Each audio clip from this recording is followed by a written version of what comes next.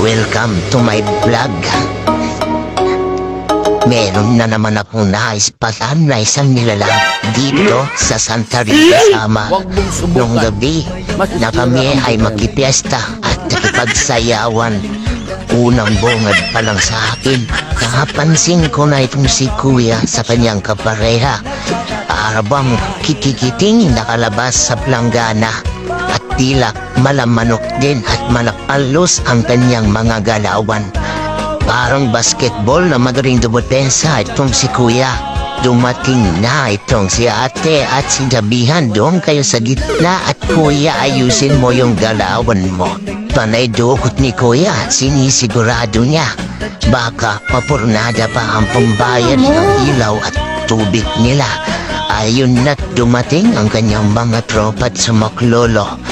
Hawak na ni Kuya ang 100 na tig-20 na pinalitan niya sa tindahan ni Aling Puring.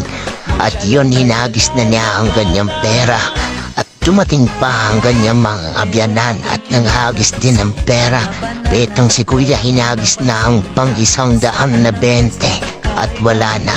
Tapos na ang kanyang problema at hindi nagalaw ang pangbayad ng tubig at hilaw.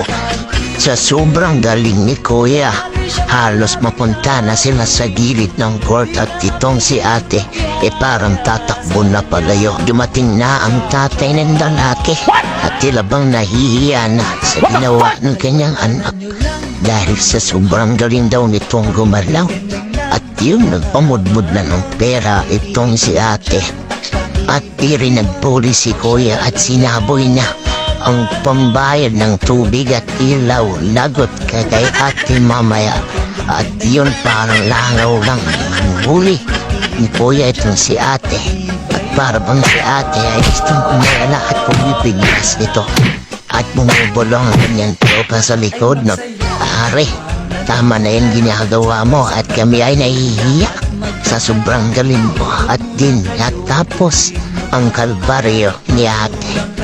At si Kuya naman ay para bang naglalakad na lumilipad ang hisip dahil naisahapoy na niya ang pambayad ng tubig at kuryente. Dumating na rin ang mga asawa ng barangay para kunin ang perang nalikom.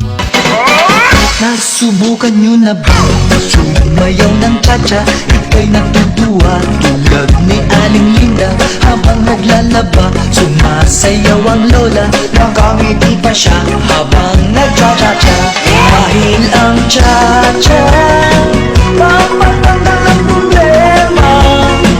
Lagi ka pang nakatawa habang nagcha-cha-cha. Kaliwat kanan nyo lang